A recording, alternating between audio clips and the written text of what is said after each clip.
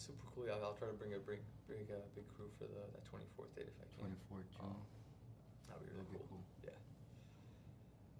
But now that I know that like you guys really prioritize the safety and stuff, like I'm gonna try to get a lot of students in because there's just like not a lot of good options for like safe local well-run tournaments.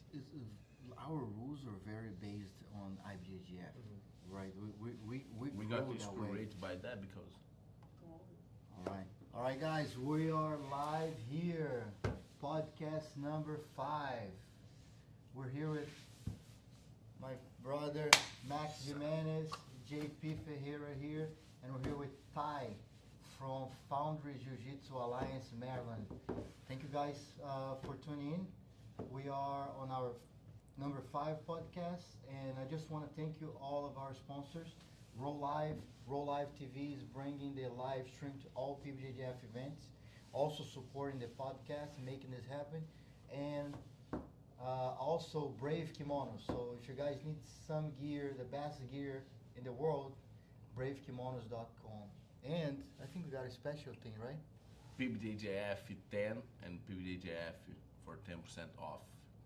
PBJJF 10 or PBJJF for 10% off. Make sure you guys go right there, right now, and purchase your gear. All right, you won't be disappointed. Yes. And thank you, Ty, for Good to be here. So what's up? joining us today. And yeah, I think let's start with how you start training jiu-jitsu. You know, like I know your family, your mom and your dad, they're both black belts. Yeah. And so, how was it for you? Oh It's yeah. a danger family now. Yeah, I grew up in a like small town in Farmington, Maine. Oh, in Maine? Yeah, up in Maine, and my father was already a black belt in judo and Japanese jiu-jitsu, and he's kind of like still searching for something that like was like real, you know. And I think this was the same time when the first few UFCs were coming out, and then he got like super into jiu-jitsu. He started training with his buddy John Lamarche up there, and then they ended up. I think they met Joe Moreira, and they started training under Joe Moreira, who was one of the like original, one of those first guys who brought jiu-jitsu to like Americans. And then they ended up opening a gym up there in 2001. In Maine?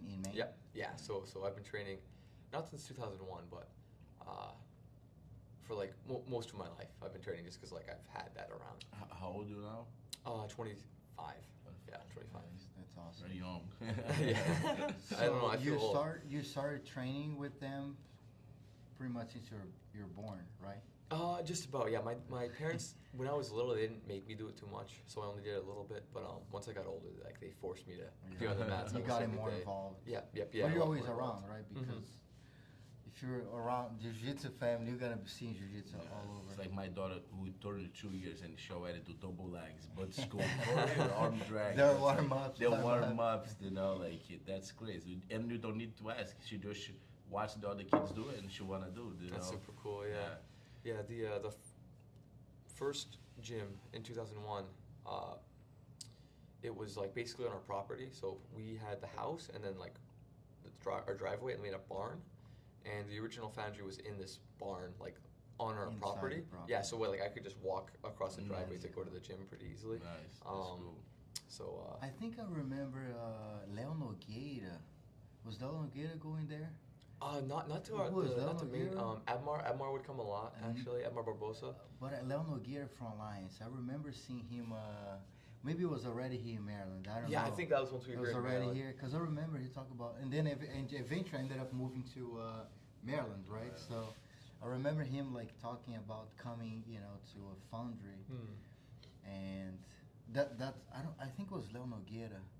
Almost sure it was him. Maybe you ask your. Yeah. I'll ask him for sure. Yeah, Leo's been around a lot. He used to come pretty often. Wait, before Lucas Lapper, I think. Yeah, probably Lucas Leo. Lapper. I think it was the one, the Alliance earlier guys coming. To Maryland. Coming to Maryland, yeah. Yeah, because nobody would talk about Maryland in jiu-jitsu. Nobody. No. And then I was like, man, what is that? And it ended up like moving when here. When I come here for the first time, like he's like, it's in Columbia, blah blah blah. I'm like, man, Columbia. It's like and no, it's in Maryland. Let Yeah, me what check is it. Maryland? And I'm like, oh, okay, the Washington D.C. No, DC, like yeah. always a corporate like to Washington. And like if you see now like how jiu-jitsu is growing, like there's a school pretty much everywhere in Maryland. Yeah, it's really Great really dense. schools, you Mhm. know. Really high level guys. Yeah. I think Euro's podium this year, there were like 5 or 6 like people from Maryland. From DMV. Yeah, at black belt. That's Yeah, that awesome. was pretty crazy. There's like three crazy 8 Lord Irvin. Maria from Abmars was there. I was there. Like, that's a big showing just from like Yeah, one big show state. from You know what I Maryland. mean? And look, True, yeah. and Um, somehow the media is not showing that. Why not? Why? That's why we're here. That's Yeah. what really kind of like pushed us to try to do something about it. But they Like, don't you talk know, about us. no much events. They're focused on safety, into the professionalism side, taking care of the athletes, respect their time. You know, being well run. You know, like we really missed that.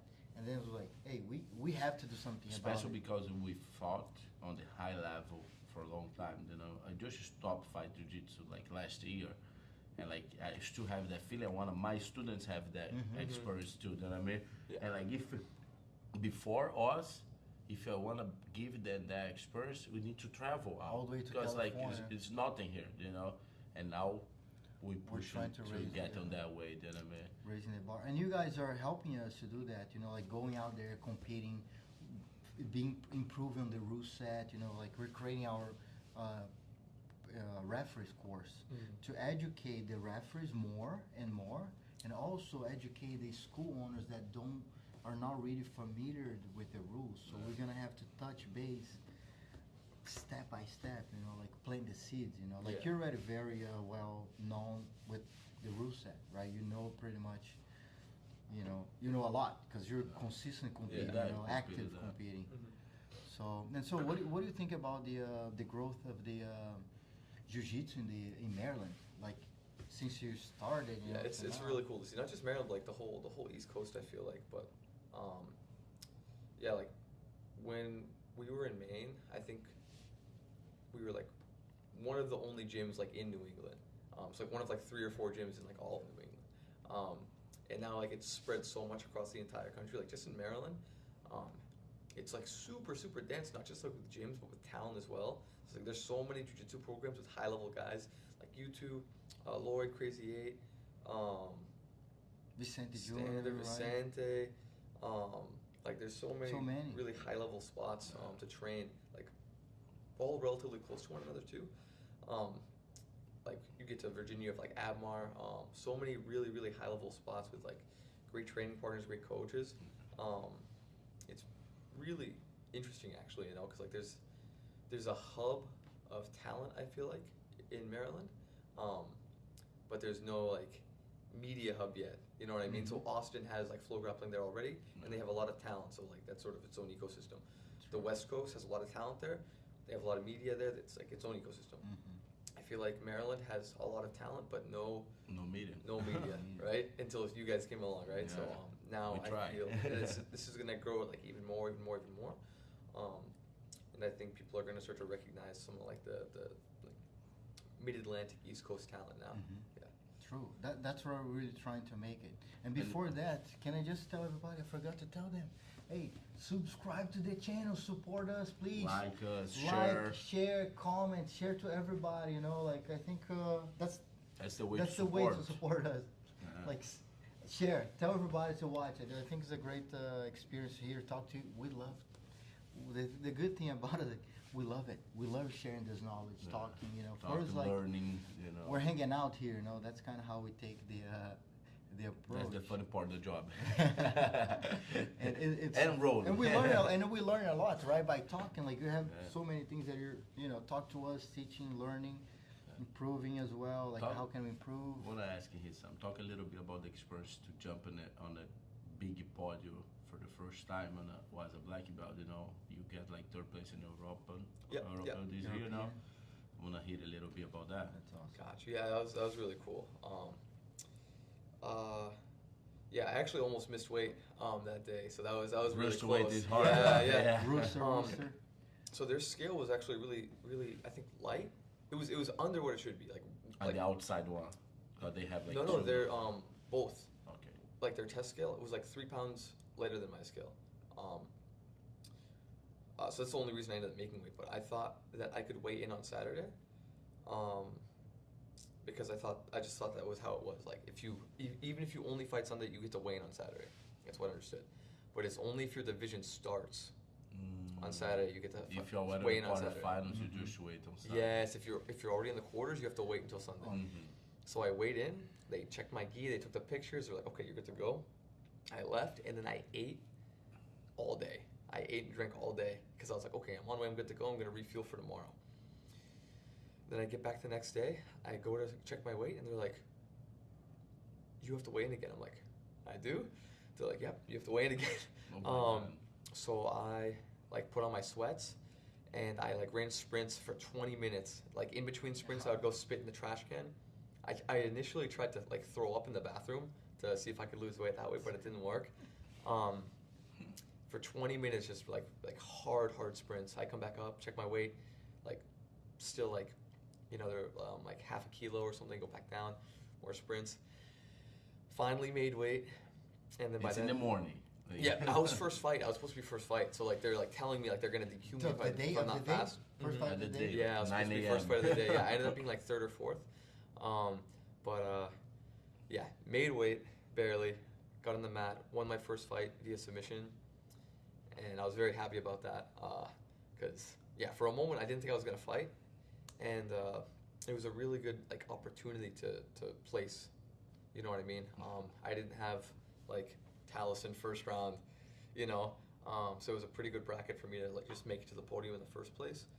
And I was really excited when I won my first match, made it to the podium, especially because just a few moments earlier I was like, oh, I blew it, you're not gonna fight anymore, and I make weight, I can't fight again. Yeah. It's very scary, but I've been there. I cut weight a couple times, but not that much, I never have that problems. Only one time I fought on Copa Podio, and I fought under 185, man. But 1 month before, I was fighting on the super heavy division in the world.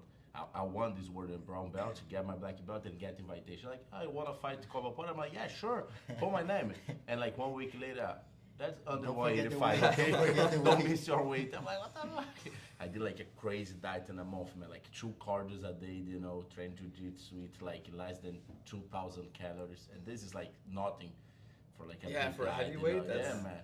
Yeah. But I make the weight, and it's good, that feeling, getting the scale, I did it. That's the first fight, I think so. Yeah, is that the lowest you've ever been, 185? And my adult life, yes, 185. But for real, I look sick, man. It's crazy. It's good I waited 1 day and fought on the next day. It's I recover a little bit. Next day I'm almost 200 again, But it's good experience. My first black belt event I fought with Leandro Lo, Vitor Stima, Nicolas, who's more? Dylan Dennis on my first that's black a belt packed event. Yeah, that's awesome. The Argentina one, right? On Argentina, yeah. It's crazy. Leandro win this one. I get him in 4th place. Don't jump in the podium, but I lost to Nicolas on the 3rd place fight. That's a tough But match. it's good. I beat Vitor Stima and Dylan Dennis, lost to Lo, and go to 3rd place fight. Was that your debut? My debut, yeah. That's a good debut. It's good debut, man. Good experience, yeah. Very But high it's level. hard to make weight. For me, some of the opens were gi and no gi the next day. I would make the gi and have to cut weight for no gi Because it's a little bit different, to make the same weight division, Yeah. So a lot of people, they usually do one and then they will next one above. Yeah, Maybe if you fight on lightweight, gi, You gi, have to fight drop, me. some guys. Or But cut weight. I would always cut, run. People don't remember, but JP's lightweight back in the day, guys. Feather. Yeah. Feather was like, I look sick as Feather, like, too. But like after this event, my coach look at me and like, hey man, you don't need to cut weight anymore. You should fight happy. You should fight happy. You know, eat pizza, pasta one night before. You'll be fine. And after this day, I never cut weight anymore. That's the last time. I always like I fought on super heavy for a while, and it starts a little 1 pound above super heavy. I'm like, I'm ultra heavy now. Sorry, and I move for ultra heavy.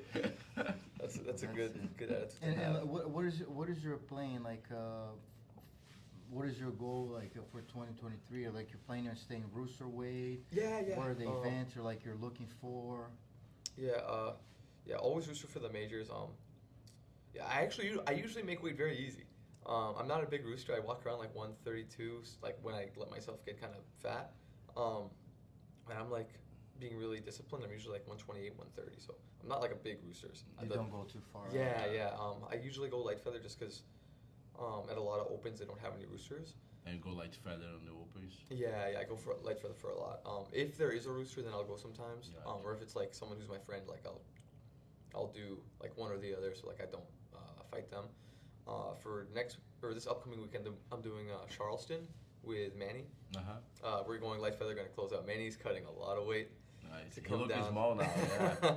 And then I'm going up, so it should be fun. The goal is to close out in the final. Hopefully we both get there. We'll be fun. We'll be happy for you guys. Yeah, that's gonna be his debut, so I'm really excited for him. But, Is he making light feather? Light feather? Well, he's a He's big big. light He's feather. medium weight. No. No. Medium. He looks He looks big. He does. light, He, at least light. he usually Yeah, goes light. feather. I think he would go Feather? light sometimes, Oh, yeah, he's but a mostly strong- feather. Sometimes I think I saw him fight light before, Yeah. but normally I think he's like feather. I think so, Yeah. light feather. Yeah, usually feather. He's like a pretty good sized feather, so not an easy cut for him, I don't think.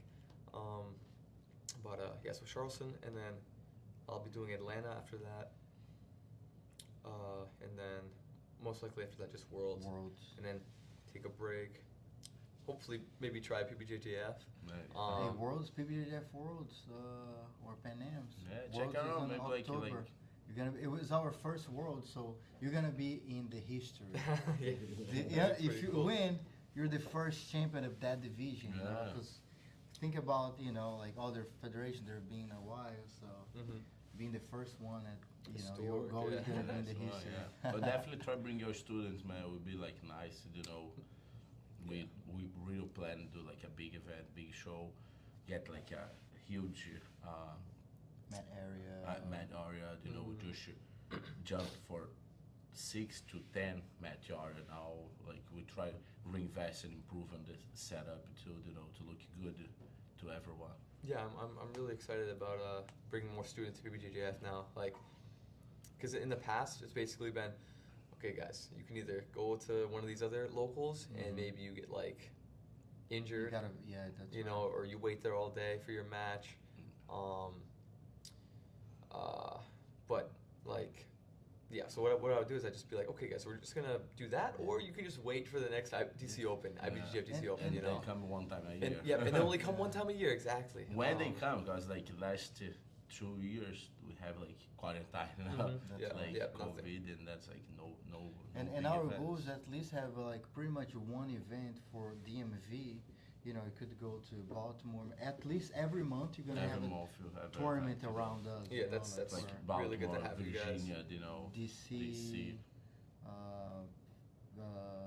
Some of the guys Virginia starting to Beach, travel to Pittsburgh. That's not too far. Like I've had a couple students go to Pittsburgh. Yeah, 3 hours drive. Philadelphia is not crazy. And we're expanding to New Jersey, Boston. Go to Boston, guys. Boston. We're coming to Boston, guys. But no, I think I have a lot of friends in Boston, man. Hugo Marques, Mau, Iago. You probably the Iago's division, right? I'm in Iago's division. I think Iago a little bit bigger now. Yeah. After he be a daddy. Iago, we want you here. Yeah. But view both front lines. So how do you deal with your diet? Going back, like, what is your diet like throughout getting ready for competition? Do you change some things? Yeah. I try to be pretty strict with my diet when I'm preparing for competition. I don't have to do it as like strict as I do, but I get really like Obsessed anxious. Yeah, I get really obsessive about it, really anxious. And I like to see the number go down earlier. Like I don't trust it to go down like the day of, you know? Like I know a lot of people, they'll be like 5 pounds or so over, and then like The night before. the night before, and they cut the water. They're like, okay, I'm gonna cut like 3-4 water, and then I'll float the other one, and I'll be fine. I don't like to do that. Yeah. So I usually cut almost all like lean mass in between. So if I'm like, let's say like between Euros and pants, I got really like fat. I got to like 134, which is big for me. So I did like a super intense calorie deficit, probably like 800 to 1,200 calories a day with 2 training sessions.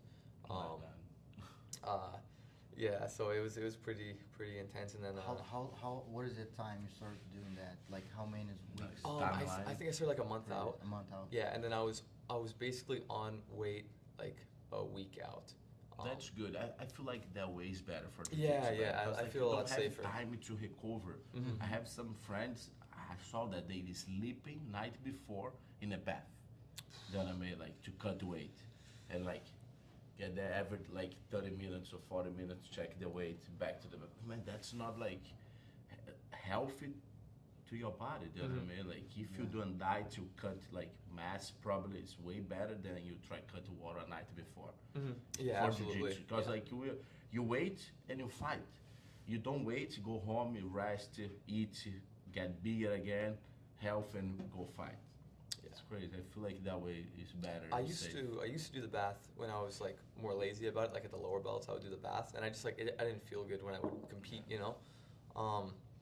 And I think it's okay to cut and just like be small at rooster weight, especially, because one, I don't think rooster weight has as many like bomba guys, so you don't really have to worry about them being like super strong. And two, like it's rooster weight, like they're gonna be small too, you know. Yeah. Even the guys who cut like from pretty heavy, some guys like walk around like 150 or so when they cut the rooster. Like when you fight them at rooster, they don't feel like that strong anymore, you know. Like yeah, I think that's kind of one of the better things about rooster relative to some of the other divisions, is like even if you're smaller or weaker, you don't really feel that too much against a lot of the other guys, because I don't know, just weighing 125 pounds just like kind of sucks everything out of you, I think, for the most part. When I go light, other people feel like really strong, but at rooster especially, like even the bigger rooster weights don't feel like super like crazy bomba strong or anything like that. So I feel like it's okay for me to cut that lean mass and not necessarily have as much like Strength. muscle, and just feel better because like I'm better hydrated, and it's just like it's like close to my walk around weight because I cut the mass. It's not like I'm walking around at this and I have to cut this much like acutely. And you know? definitely, it's different too. You like train in one weight and fight a day. You like in a completely different. Like you like 20 pounds lighter Yeah, than the weight you train. Maybe these 20 pounds make a difference on your pass or like. Absolutely, your strength absolutely, level, yeah. you know? And you probably used to train the bigger guys, right? Bigger guys. Yeah, a lot of big guys. So when you train the bigger guys, you're already can handle that power, right? And the strength and the weight.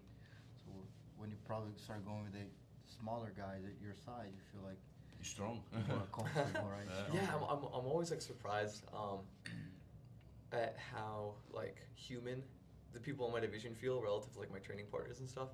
Because like when you're rooster weight, unless like you have a bunch of rooster weights as training partners, which most people don't, unless you're from like a really big gym. Do you have a lot or no? I have like a lot of light feathers, maybe like one rooster, but most, like we're not like a big like competition gym, you know? We're not like AOJ, we have like, you know, like a bunch of people, each division, like all professionals. So we don't have like a ton of guys like who weigh that much, you know what I mean? Because I feel like most adult men don't weigh 125 pounds, you know? So it's kind of hard, but so my training partners are like so much bigger and stronger. I'm always worried when I go in the competition, like, oh man, what if like they feel like this guy or this guy or this guy? But then I fight and I'm like, oh, they just feel like a normal rooster weight. You know, it's really crazy, like the difference. The honestly. name, right? Like you put the name, you think, oh, it's gonna be a really strong guy, Mhm. tough. Yeah, and then they just But feel you very get to the human. same, Yeah, yeah. I had this one training partner, Adam Marujo. He's a blue belt. He's not even that big. He's like 160 probably. So he's like lightweight, but he's like just so strong. I don't even think he lifts. I think he just has like unnatural like tensile ligament and tendon strength. So like he just feels like Some so guys like strong. that. Yeah, and when I trained with him, Tense, like, he's not even Russian. trying to. Like he's not trying to be tense. He's just like naturally just like hey, I It's feel this crazy. about the Russian guys I train with. yeah. Like all the Russian guys who train, like man, like They're you move strong. there, like. yeah, you're like, oh my Do you god. feel that too? Have you trained with Oh someone? yeah, Russian guy? I had this guy Dimitri, one of my old training partners. He was like 50, but he just felt like probably strongest grips I've ever felt. He would just like put me in close guard and just like grab my collars, and I would be stuck there for the whole round. I would just try to break them. I try to do this, and like he'd just hold them and just be like, There's no He's a getting little out. bit older. yeah, he was. That's the he, problem. He had like the old man is strength, strong. yeah, the old man If a strength and the old Russian man, strength. that's like Doesn't work. even more strong. Very yeah. scary, very I scary. tried like last came to my fight. Romanov, he's here from UFC. You know, he's like from Moldova. That guy's like strong too, man. He cut weight to fight on the heavy division for MMA. You know, that's like 260. He cut weight for That's a big 260. guy. He's a big guy and strong, but moving well too. It's like doing cartwheels, flips. I'm like, something's wrong with Wrong you, division, man. yeah. You should don't do that things, you know. Is he Russian? He's Russian. Moldova, no, he's Russian. Moldova. Yeah. I think He's it's Russian, really, towards really strong. He on the UFC middleweight. now. How do you call that? The Russian area. Oh, like Eastern Europe. Eastern Yeah. Europe. Eastern Europe. Those guys are. He on the strongest guys I ever trained. Yeah. So, and you also, you're an active competitor. I remember when you were going to college, Yeah. you graduated, right? Mhm. And then you're also teaching classes. So how do you manage that in your life? Yeah. When I was going to school, it was hard because I could only train once a day. So I kind of took a break from jiu-jitsu for. So first 2 years of college, I went to MC, which is community college nearby, so I could train like pretty normally. It was like Mhm. really close. Junior year, I took a break and started going to UMD. And then senior year, the first semester I went to UMD and I was living there, and then second semester I lived back home and I like started teaching full time again, training full time again for the most part, and going to school. For that like last semester, I was taking like 7 classes so I could graduate on time. But I scheduled them so they were all in the morning, so it was like 9 a.m. to like 3 p.m. 5 days a week.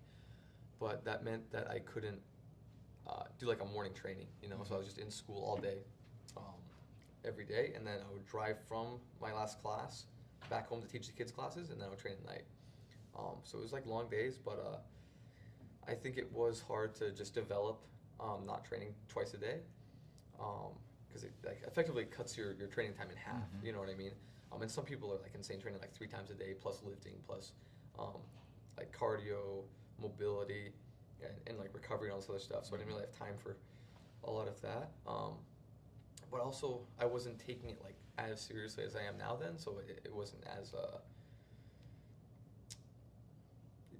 like I don't think I was at the level I am now, and I wasn't necessarily trying to be at the level I am now, so it wasn't like a huge deal Wasn't that I your wasn't goal. training twice a day. Yeah, it wasn't my biggest goal yet. But it was kind of tricky to balance. Even just teaching the kids, I think, is sometimes tricky to balance.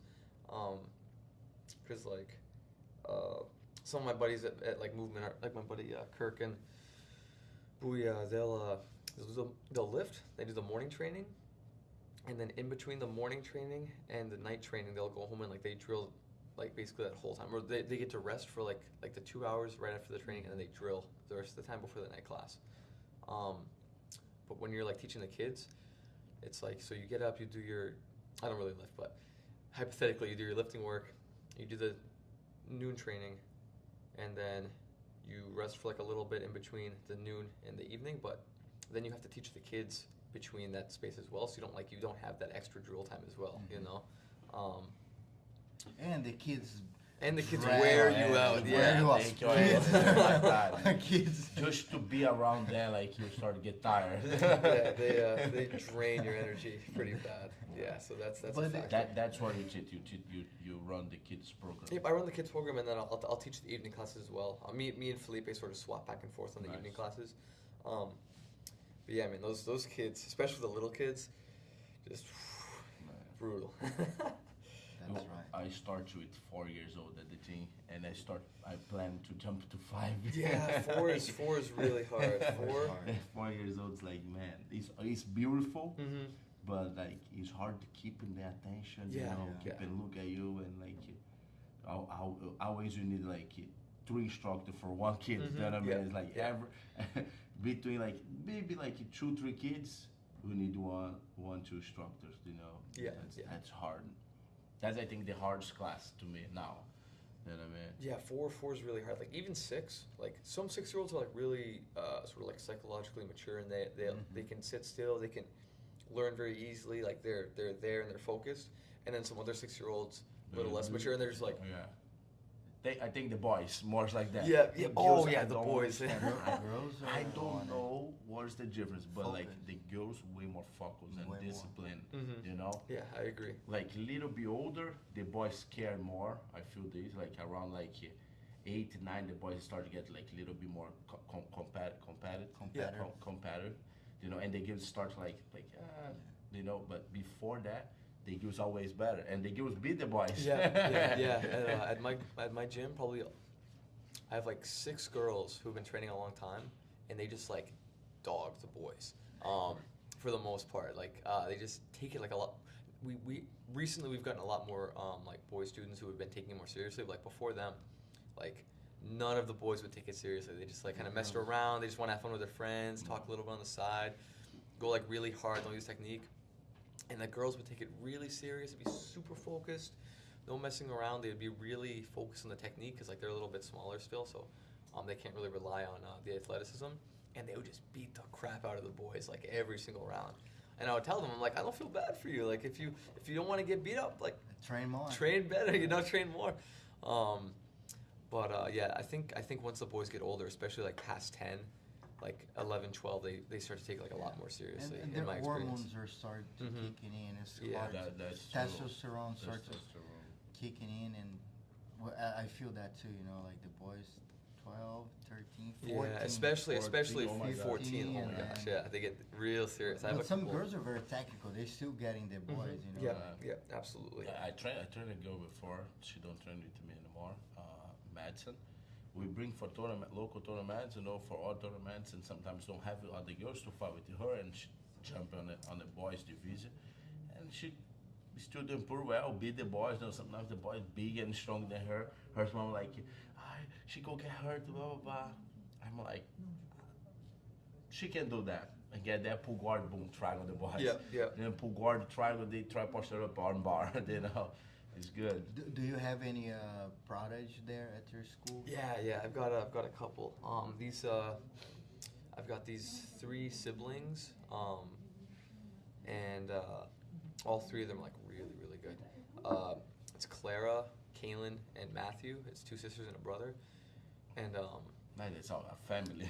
Yep, and they're really good. They're actually they're gonna do Atlanta Open with me pretty soon here, but they do very well. I think their father's been putting them like up a weight class, and sometimes up a belt class recently, to sort of get them like more Challenge. competitive matches, and like usually like they'll do very, very well. What belt are they? Clara is yellow and black, so like about to get her Yeah. orange. Kaylin is gray and black, about to get her yellow, and then Matthew is like gray and I think solid gray. But they're very, very technical. Like Clara and Kaylin will do all of the adult classes as well. So when they're not in school, they'll come to the noons. They'll come to all the evening classes, and like Kaylin still can't give adults that much trouble just because she's so small. She's like tiny, like up to the table. Clara's like a little older and like she's growing more, so she's like the size of, I'd say she's like almost like getting to rooster weight woman, and she'll give like all the girls, even a lot of the boys, in the adult class, like a lot of trouble. they travel a lot, like to California, because I think they have family over there, and their father will send me like updates of how the rounds are going, and he'll be like, "Oh, yep, now the instructor is like telling Claire she can't roll with any other kids now. He's just gonna roll with her for the rest of the time because she's just like smashing all the Kill kids." the kids. Like yeah, like oh yeah, none of the blue belts could pass her guard, so or like yeah. So those three just like work so hard. You know, like if they go by the example. If the one brother starts training hard, the other ones want to talent. Having siblings that do it, I think helps a lot. And that's good to know. Like maybe the kids for us to see and watch at PBJJF when they come to compete. Keep the eyes open to the future champions right there. Yeah, I'm gonna try to get them there for sure. Especially now that again I know more about like your guys' commitment to like safety and stuff like that. Because again, like a lot of local tournaments just aren't like that. That's not the like metric that they're really committed to. They're not committed to safety. They're not committed to. That's what we're looking for. Safety is the base of our mission. Like safety is priority for us, and then everything else comes after safety. Because we believe to grow jiu-jitsu, we need to have people safe on the mats. Yeah. If you start people getting hurt, we're not going to grow jiu-jitsu that way because people start quitting jiu-jitsu. So in tournaments, if you start putting risky techniques, that's going to happen. You create opportunity to make that happen. We try to always look to the best outcome for the athletes, and we want to take care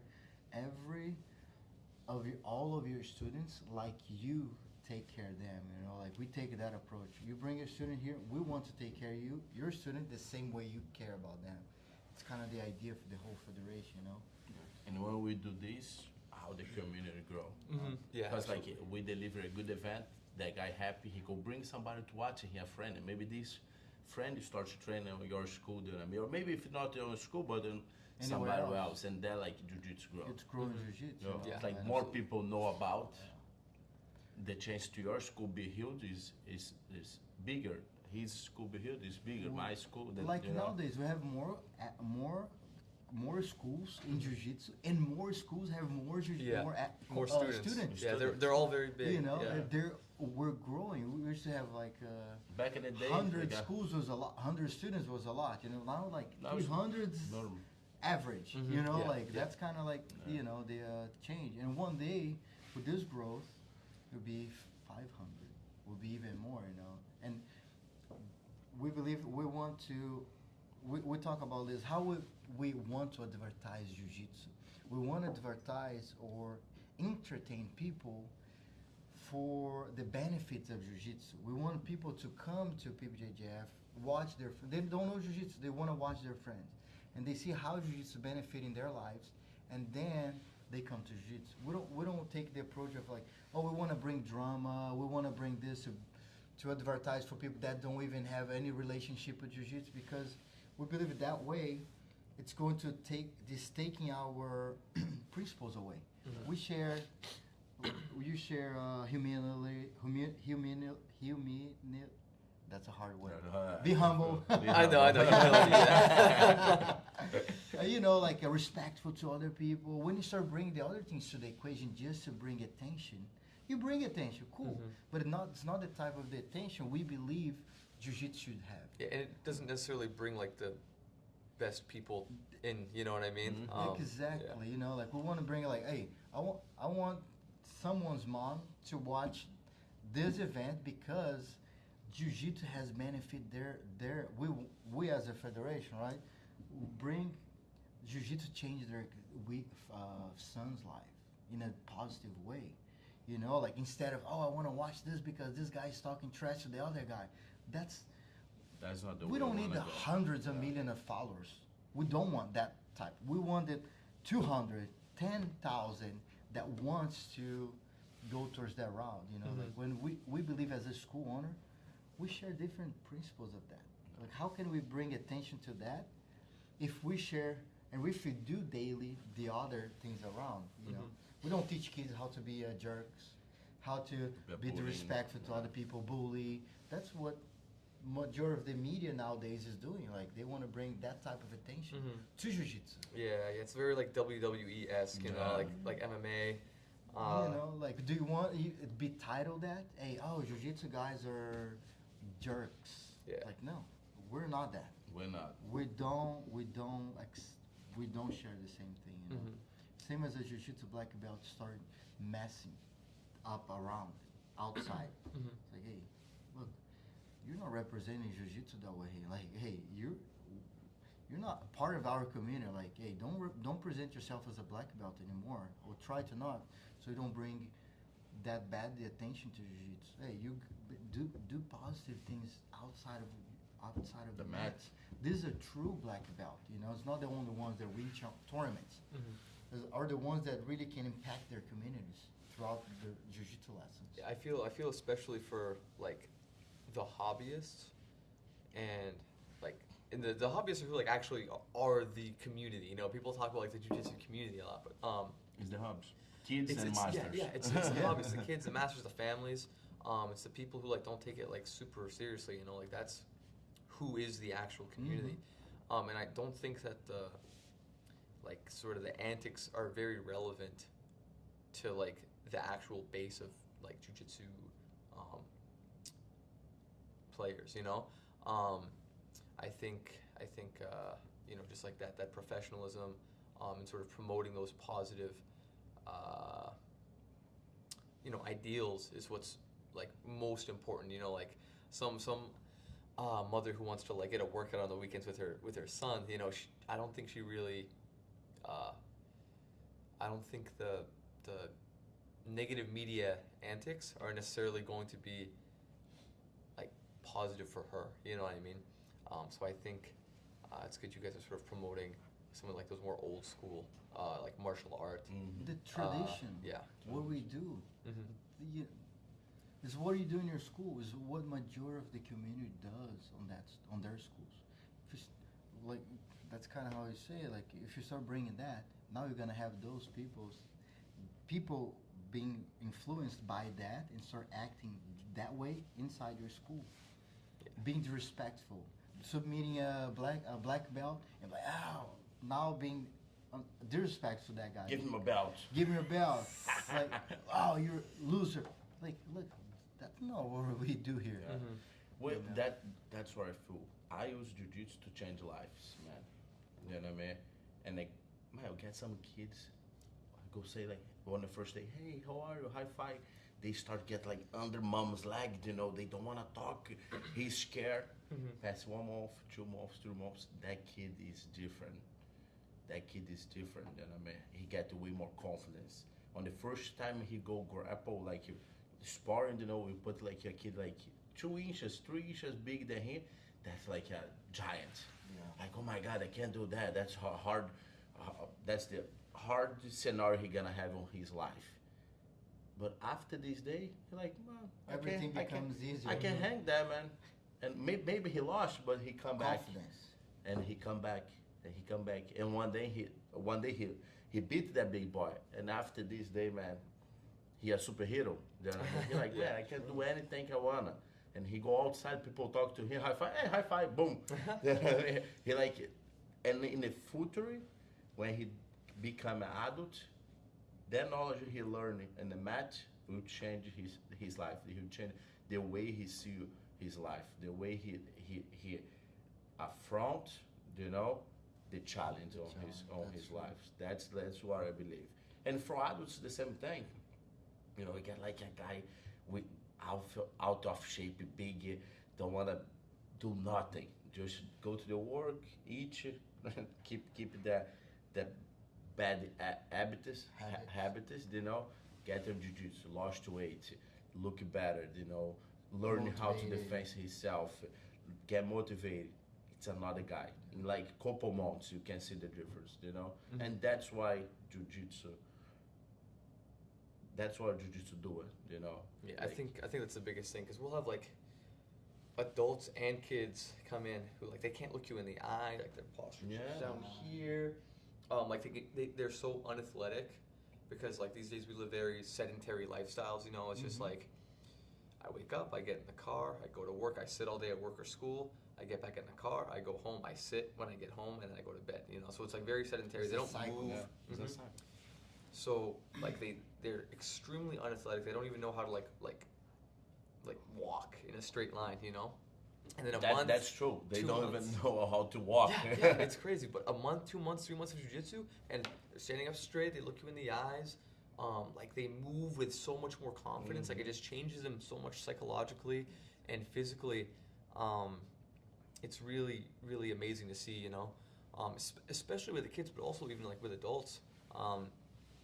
Like I feel like boys, not like little boys as well, but like young men today,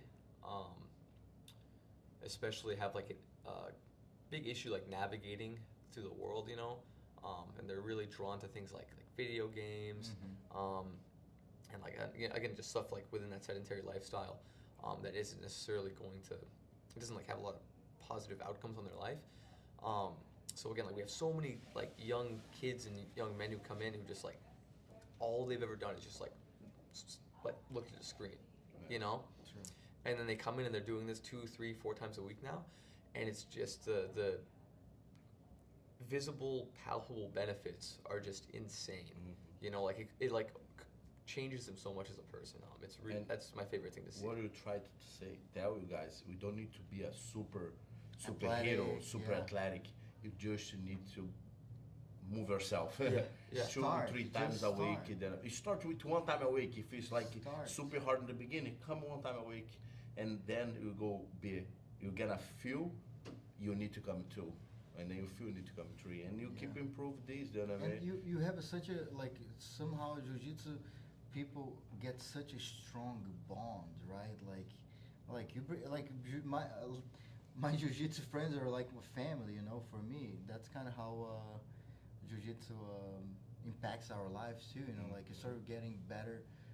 We have friends are focused on a different life. Jiu-jitsu is a lifestyle, right? Like we have that lifestyle. So you start change your lifestyle by being around the people.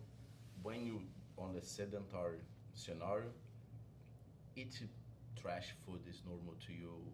It's like all the bad habits, and you start to come to jiu-jitsu and you want to perform a little bit better day by day, and you start to sleep better, you start to eat better, and that's not necessary to somebody tell you. You just feel. You just feel. And sometimes you tell, hey man, what do you eat? What do you eat?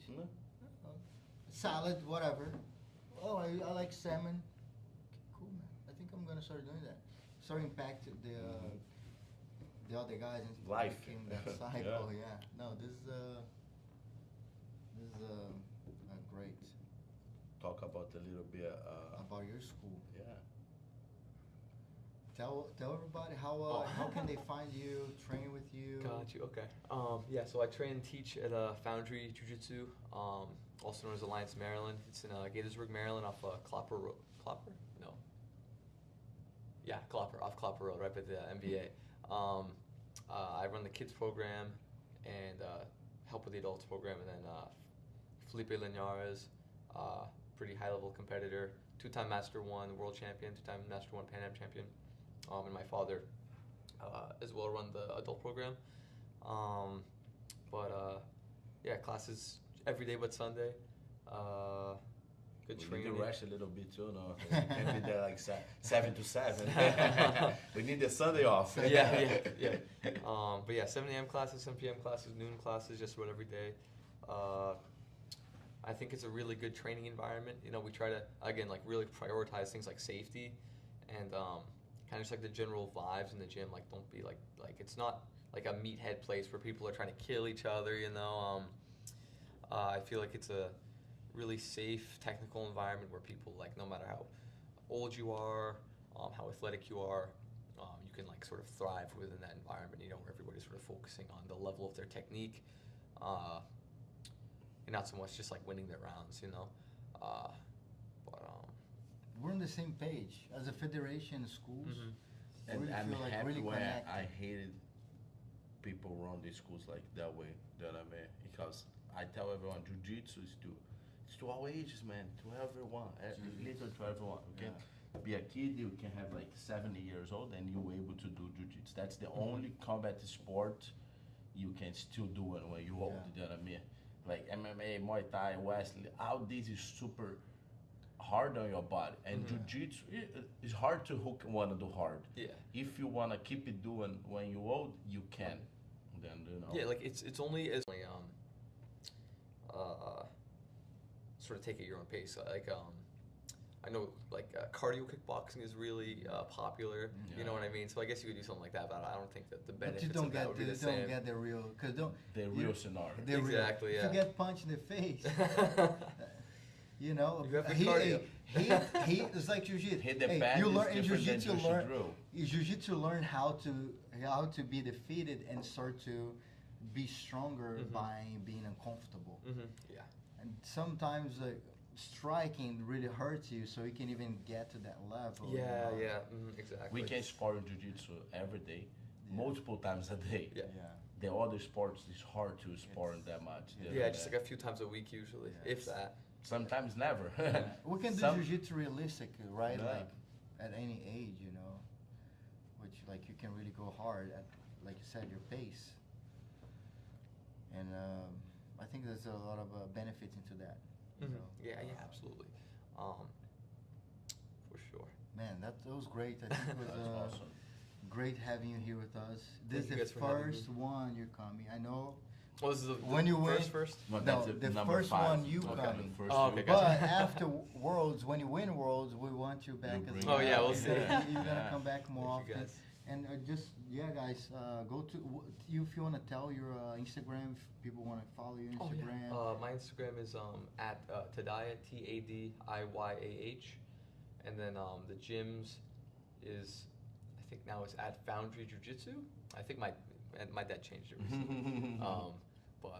Yeah, thank you guys so much for having me. Really, thank really you cool so much experience. for It was joining great. us, Thank man. you guys so much. Appreciate it. Good job. It's great to have you. Good luck on your journey, you know, man. Thank you We're very gonna much. keep watching it. Come to the event. We're gonna keep doing interviews. Yeah, and, absolutely. Gonna try to bring a big crew to the next local one for sure. That'd be great. Yeah. Awesome. Thank you, guys. Ooh, make sure you Subscribe, share, Subscribe. Don't forget like it. it. Support us. Do everything. Take I'm a gonna break. choke if you don't do it.